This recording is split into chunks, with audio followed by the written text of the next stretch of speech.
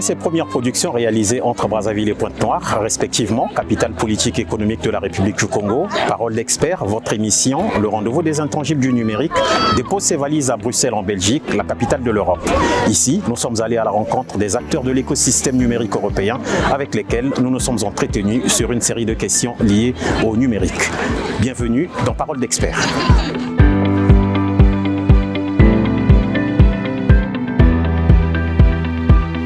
La sécurité est une question aussi vieille que l'homme. La sécurité informatique en général et la cybersécurité en particulier deviennent aujourd'hui, pour les États, les entreprises et les particuliers, un enjeu majeur dans le cadre de la protection de leurs infrastructures, de leur vie privée et de leurs organisations. Face au phénomène de cybercriminalité dans sa globalité et en particulier des cyberattaques récurrentes au quotidien que les entreprises encourent et les individus, la cybersécurité se présente comme la solution idéale dans le cas de la protection.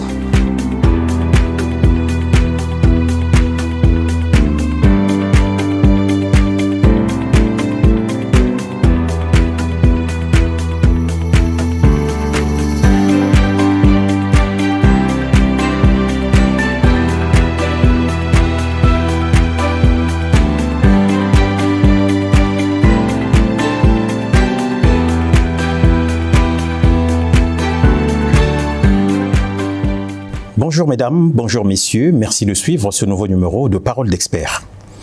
Plus notre société se numérise, plus les enjeux sont critiques. Internet et le numérique sont souvent au cœur d'un enjeu de résilience, de souveraineté, de gouvernance et même de compétitivité économique. Les tentatives de cyberattaque n'ont cessé d'augmenter avec la crise de la Covid-19, avec la guerre en Ukraine et bien naturellement sous d'autres contextes. Au-delà du nombre et de l'impact, c'est la nature même des menaces qui évoluent avec des attaquants qui exploitent l'incertitude et les craintes des organisations. Les incidents de cybersécurité et le coût de la cybercriminalité représentent aujourd'hui un défi de taille pour les organisations, tant publiques que privées. Dans cette émission, nous allons faire l'état des lieux de la cybersécurité, notamment sur les aspects de souveraineté, de gouvernance de données. Pour échanger sur ce sujet, je reçois Marco Essomba, directeur technique de Bloc APT, une plateforme centrale de cybersécurité qui permet de protéger les sites web, les sites de commerce électronique, les portails web et les applications en ligne de façon notamment sur des aspects critiques de l'entreprise. Marco Essomba, bonjour. Bonjour, merci. Merci d'avoir accepté l'invitation de Parole d'expert. Merci. Marco Essomba, bien que nous avons tenté de faire votre présentation, s'il fallait que vous vous présentiez à nos téléspectateurs, que leur diriez-vous sur vous? Mon parcours commence au Cameroun, où je suis né à Yaoundé. Donc, j'ai toujours voulu être architecte. J'ai découvert après l'informatique. Et donc là, j'ai fait un switch 360 degrés pour, n'est-ce pas, me focaliser à tout ce qui est informatique. Je suis donc allé en Angleterre, continuer mes études. Et puis, je me suis spécialisé à tout ce qui est réseau et télécommunications et plus précisément tout ce qui est cyberdéfense. Donc après mon parcours universitaire, ayant travaillé pour des compagnies comme HP, comme Cisco. Et après ce parcours en tant que consultant, je deviens donc consultant privé et puis je fonde dans ma compagnie Bloc APT qui est donc basée au UK et qui est spécialisée tout ce qui est cyberdéfense pour les entreprises, pour les gouvernements aussi, pour les petites et moyennes entreprises au niveau UK. Voilà.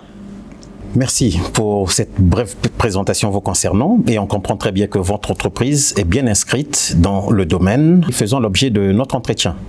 Absolument. Donc, nous sommes au niveau technique de tout ce qui est attaque cyber, donc attaque Internet, n'est-ce pas, ayant trait à tout ce qui cible, n'est-ce pas, les entreprises et le gouvernement. Donc, effectivement, le sujet d'actualité, c'est un peu les combats qu'on fait de façon journalière, en fait. D'accord. Quelles sont les évolutions de cyber-risque et de façon générale de la cybersécurité sur les 10 dernières années dans le monde et quel rôle joue la cybersécurité dans les stratégies de gestion de risque des organisations modernes de nos jours?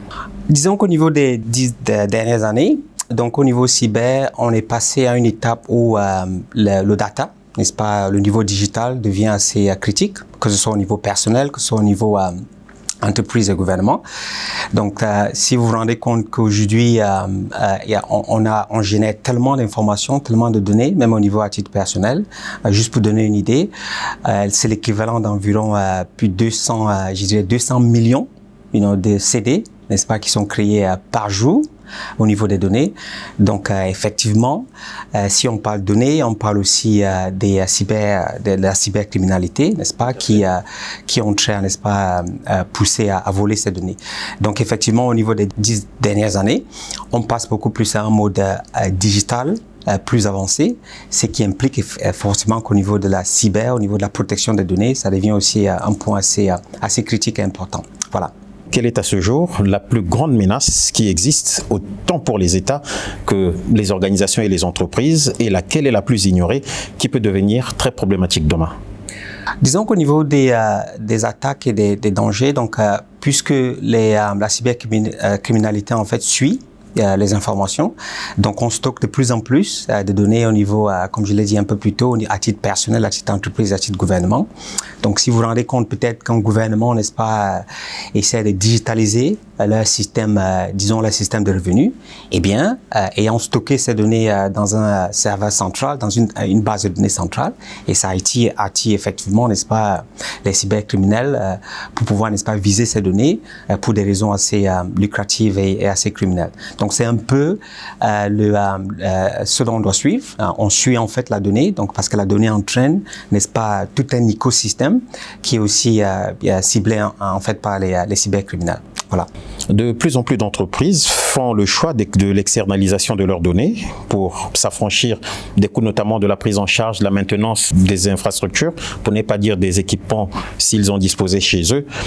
Dans ce sens, ces entreprises ne s'exposent-elles pas à des risques d'attaque, et de quelle manière peuvent-elles se protéger lorsqu'on pense à l'externalisation des données? Disons qu'aujourd'hui, en fait, au niveau de l'externalisation des données, qu'il s'agit du cloud, lorsqu'on parle du cloud, n'est-ce pas, essayer d'utiliser les systèmes externes, soit pour stocker, soit pour faire le traitement des données, beaucoup plus dans un contexte financier, n'est-ce pas, pour réduire les coûts. Effectivement, toute compagnie ou toute entreprise ou gouvernement, en fait, qui planifie d'externaliser ces données, doit faire, n'est-ce pas, une étude de risque pour déterminer quel est le type de données d'abord, parce que toutes les données n'ont pas le même type d'importance, et de définir, n'est-ce pas, quelles sont les données qui peuvent être autorisées à être externalisées, parce que si on est dans un contexte de gouvernement, alors avec un contexte de souveraineté, je sais qu'on va en parler un peu plus tard, il faut être prudent, n'est-ce pas, au niveau des données qui sont externalisées et les données qui sont, n'est-ce pas, maintenues dans un cadre interne. Donc, une fois de plus, ça, c'est une décision, je dirais, entreprise ou gouvernement, de décider si la donnée doit être ciblée en interne ou en externe. Voilà. Quel est à ce jour les enjeux même de la souveraineté et les défis de gouvernance de données pour les organisations? Disons que puisque le monde va dans une étage de data, le data est utilisé dans le contexte de l'intelligence artificielle au niveau des décisions, eh bien, les données, dans un contexte d'un pays, par exemple, les données des citoyens sont assez sensibles pour être utilisées dans un contexte de processing, dans un contexte de décision, dans un contexte, n'est-ce pas, d'arbitrage. Eh bien, ça devient assez critique de se rassurer que ces données sont protégées et pour un bon usage. Voilà. Pour le cas, par exemple, des données du secteur de la santé ou bien des données de l'état civil, les mesures à prendre sont lesquelles pour bien les protéger? Et à votre niveau, par exemple, avez-vous des dispositifs capables de garantir une très bonne sécurité de ce type de données? Disons qu'au niveau de tout ce qui est sécurité, on ne peut jamais garantir à 100%. Donc, je vais juste un peu vous donner une idée de l'ancien directeur général du FBI aux États-Unis, qui a dit en fait que dans le monde, il y a deux types d'entreprises ou deux types de gouvernements. Les entreprises qui ont déjà été hackées et qui ne le savent pas, et les entreprises, n'est-ce pas, qui ont été hackées qui le savent. Alors, donc ça, c'est le directeur général du FBI qui le dit. Donc, c'est une façon de vous dire, en fait, que rien n'est garanti à 100%. Par contre, lorsqu'on parle de données assez importantes, comme au niveau de la santé, eh bien, vous imaginez que ces données peuvent être utilisées dans plusieurs contextes. Et les processus, en fait, qu'on doit mettre sur pied, soit au niveau de l'infrastructure, n'est-ce pas, au niveau des systèmes de santé ou des hôpitaux, soit au niveau de les données elles-mêmes lorsqu'elles sont stockées, par exemple au niveau du cryptage. Ça, n'est-ce pas, ça fait partie de l'arsenal, en fait, que chaque institution, chaque gouvernement doit mettre sur pied pour protéger ces données de façon la plus efficace. La gouvernance est un terme générique qui peut être appliqué à la sécurité en général. Dans le cas de la cybersécurité, tenant compte des enjeux de souveraineté des organisations, notamment de la gestion des données, à quoi fait-on concrètement allusion ? Alors, donc, au niveau de la gouvernance, c'est un peu le pilier de ce qui va un peu donner les grandes lignes de ce qu'on veut faire déjà au niveau digital, au niveau des données, mais aussi quelles sont les grandes lignes à suivre au niveau des systèmes qu'on va mettre en place pour la protection. Donc, vous pouvez penser à un système de gouvernance comme étant ces grandes lignes, et puis après vient la technologie, et puis après vient les processus, et puis après vient, n'est-ce pas, l'implémentation et les systèmes qui seront mis en place pour protéger ces données. Donc, pour moi, en fait, la gouvernance, c'est vraiment la base, le pilier, et puis la technologie vient un peu après pour, n'est-ce pas, implémenter les processus ou les directions, n'est-ce pas, qui ont été données dans le contexte de la gouvernance des données. Comment tout cela est implémenté dans la logique d'une entreprise ou d'une organisation ?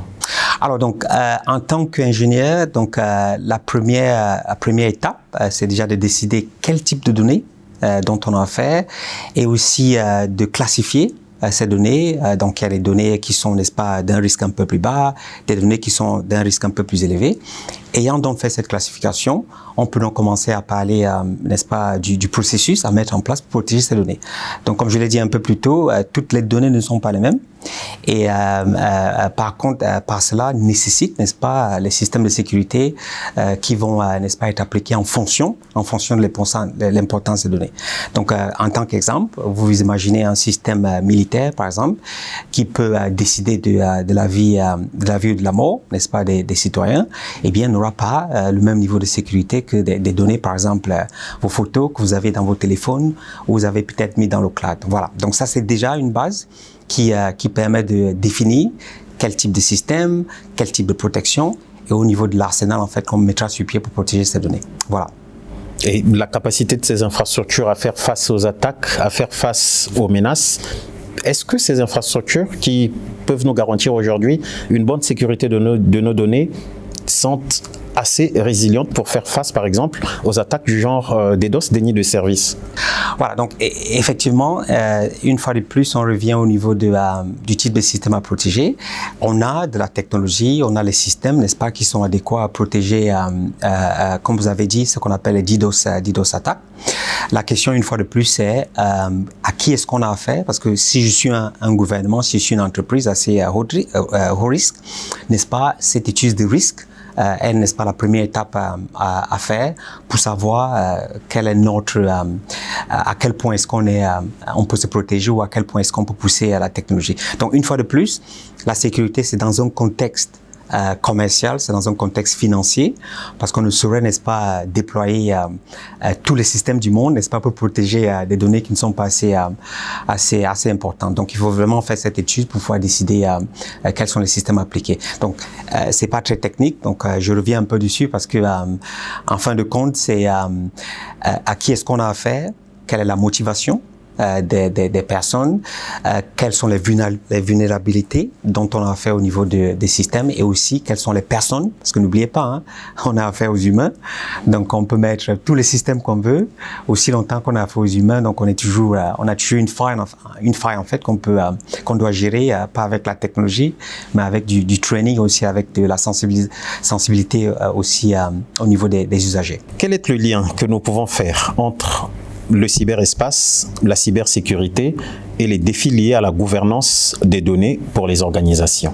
Disons que au niveau des organisations, tout revient vraiment au niveau de cette gouvernance, comme vous l'avez dit. Donc, la mission, en fait, d'un système digital, c'est non seulement de donner de la disponibilité au niveau de l'information, de la sécurité, mais aussi de l'intégrité. de cette information. Alors, donc, au niveau entreprise, la base, n'est-ce pas, ce sera d'établir ce processus et d'appliquer, n'est-ce pas, les systèmes de gouvernance qui sont appropriés au type de données dont on a affaire.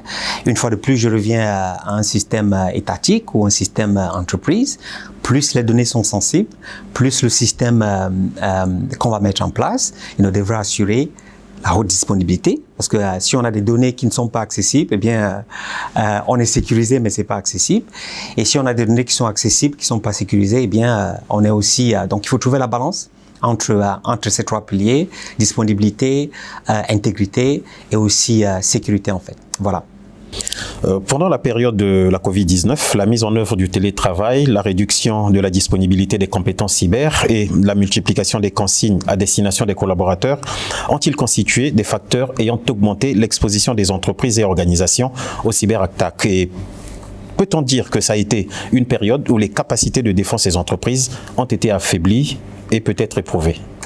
Absolument. Donc, même avec nos clients au niveau Covid en fait a changé la dynamique au niveau, que ce soit au niveau digital, au niveau de la sécurité, parce que la plupart, je dirais plus de 90%, sinon plus, sont passés, n'est-ce pas, en mode complètement digital. On parle télétravail, on parle accès des systèmes à distance, mais effectivement, on est affaire à des cybercriminels, de la cybercriminalité dans un contexte business. Donc, comme je l'ai dit un peu plus tôt, ils suivent les données, ils suivent le data. Donc, ces données, n'est-ce pas, au niveau du contexte Covid, eh bien, les compagnies sont beaucoup plus ciblées puisqu'ils ont bougé beaucoup plus leur système au niveau digital. Donc, ça, c'est un peu prévisible de savoir que les cybercriminels vont suivre où est-ce que l'argent se trouve. Et en fait, les données, en fait, c'est comme du pétrole. Donc, c'est un peu la nouvelle définition des données. Voilà. Il y a certains experts qui disent que toute cyberattaque répond à trois principes: la motivation, la méthodologie et la vulnérabilité. Derrière cela, il y a cette idée de créer le chaos, de générer certainement des dysfonctionnements, comme cela s'est produit lors de la crise sanitaire dans plusieurs hôpitaux. Et très récemment, il s'est passé la même chose en France. Alors, le connaissant, pourquoi les réponses qu'apporte la cybersécurité semblent toujours inefficaces? Alors, donc ça, c'est un problème un peu fondamental au niveau technique, parce que l'Internet, pour vous dire, a été créé dans un système ouvert. Donc, la sécurité, en fait, n'était pas la base du système Internet. Donc, au niveau de la technologie, déjà, on a une faille, que ces systèmes n'ont pas été créés avec la sécurité à la base. Donc, ça veut dire, en fait, que tout système qui est connecté sur Internet a donc trait à ces vulnérabilités. Donc, ce qu'on ne peut pas enlever de façon à 100%. Donc là, on parle donc, n'est-ce pas, d'étudier effectivement, comme vous l'avez dit, quelle est la motivation des personnes qui peuvent attaquer notre système, quelles sont les failles, et aussi, n'est-ce pas, quelles sont les dispositions qu'on peut mettre en place pour mitiguer ce genre de risque. Donc, une fois de plus, une balance entre les cybercriminels qui essaient d'attaquer un système et les ingénieurs ou les technologies ou les processus qu'on met en place pour pouvoir se défendre. Donc, ça, c'est toujours un processus qui va jamais changer dans le contexte du bien et du mal, si je peux utiliser ce terme. D'accord. La gouvernance juridique de la cybersécurité et l'encadrement juridique des outils de cybersécurité sont-ils nécessaires ou suffisants pour garantir aux organisations une réelle souveraineté de leurs données? Disons que le côté juridique fait partie d'un des outils, comme l'outil technique. En termes de réponse. En termes de réponse. Donc, mais en fait, ça ne devrait pas être utilisé comme étant le seul outil. Même s'il est vrai que dans le contexte global, le contexte juridique, en fait, de cyber c'est un peu chaotique, dans le sens où chaque pays, plus ou moins, applique sa propre réglementation. Donc, c'est toujours un gros problème. Mais quand même, au niveau de la cyber, il faut bien, effectivement, avoir un contexte juridique, non seulement pour répondre, n'est-ce pas, répondre aux attaques, aussi aux événements, mais aussi, n'est-ce pas, pour sensibiliser l'organisation étatique ou les entreprises. Donc ça, c'est vraiment, pour moi, c'est le côté technique et juridique joue un pilier, en fait, au niveau de la défense, l'arsenal de défense. Face aux nouvelles technologies qui se développent continuellement, on parle d'intelligence artificielle, de big data, d'Internet des objets, des drones, et puis Depuis un certain temps, on ne parle plus que de la 5G. Donc, les usages évoluent vite et la cybersécurité doit s'adapter. En termes de gouvernance, comment cela devrait-il se faire? Alors, donc, en termes de gouvernance, il faut déjà dire que les outils qui sont disponibles dans le contexte de défense sont aussi disponibles au niveau des cybercriminels. Donc, ça, c'est un peu la difficulté de la bataille. Donc, lorsqu'on parle de l'intelligence artificielle, lorsqu'on parle du big data, eh bien, sachez que les cybercriminels sont aussi dotés, n'est-ce pas, d'un contexte financier, d'un contexte intellectuel, aussi d'un contexte d'expertise, pour pouvoir utiliser, n'est-ce pas, ces outils, n'est-ce pas, pour attaquer les entreprises et les gouvernements. Alors, une fois de plus, la gouvernance joue un aspect assez critique pour établir quels sont les critères de protection, critères de données.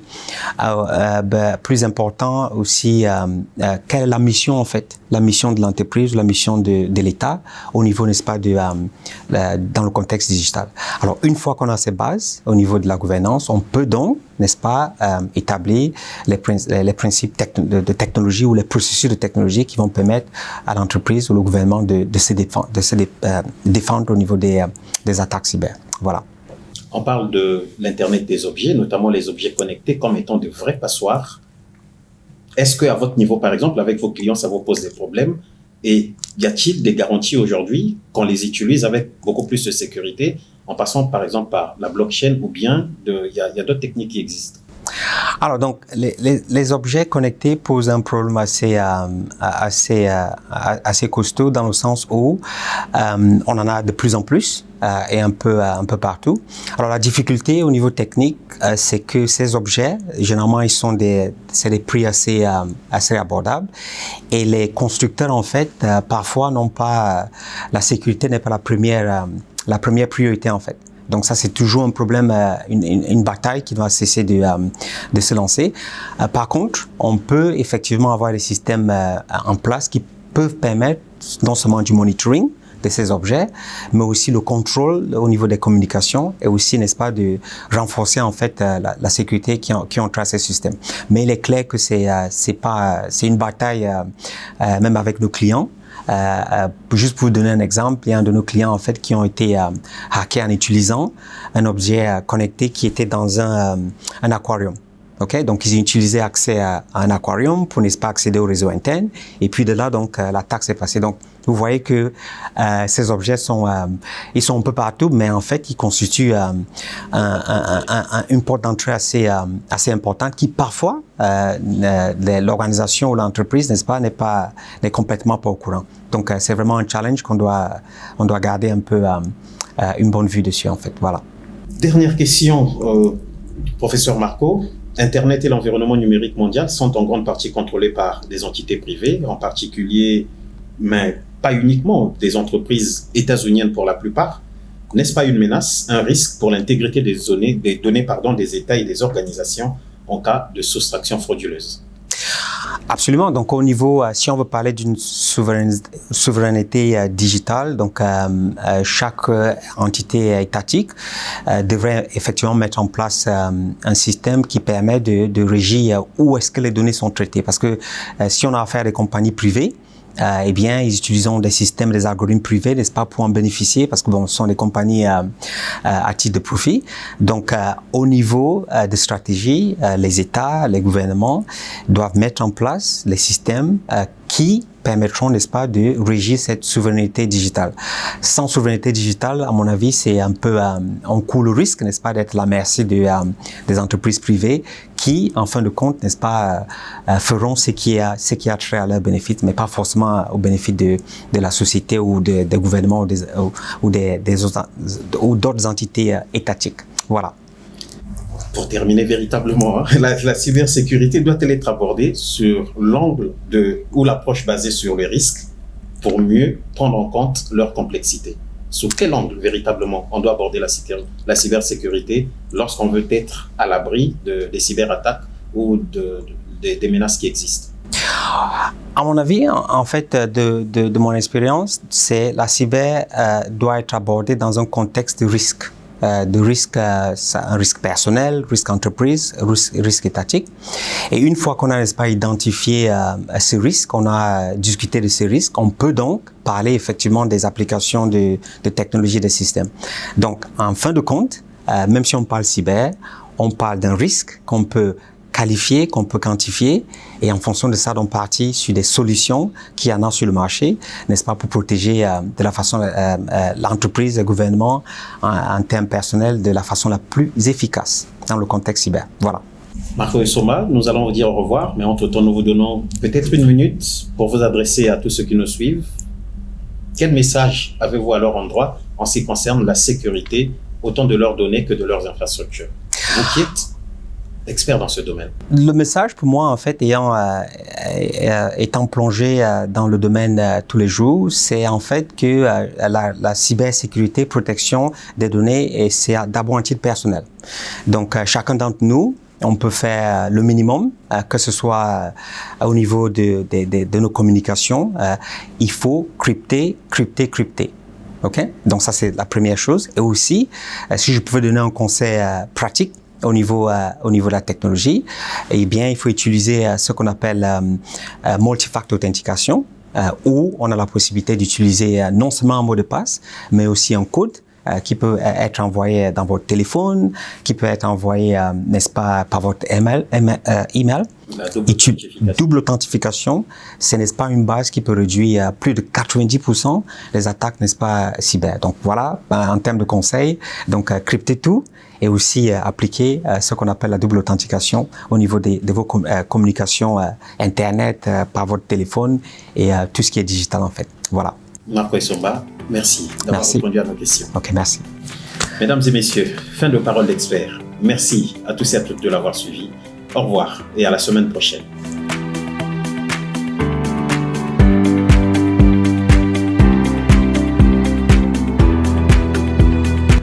Retrouvez cette émission en ligne en vous abonnant sur la chaîne YouTube de Parole d'Expert.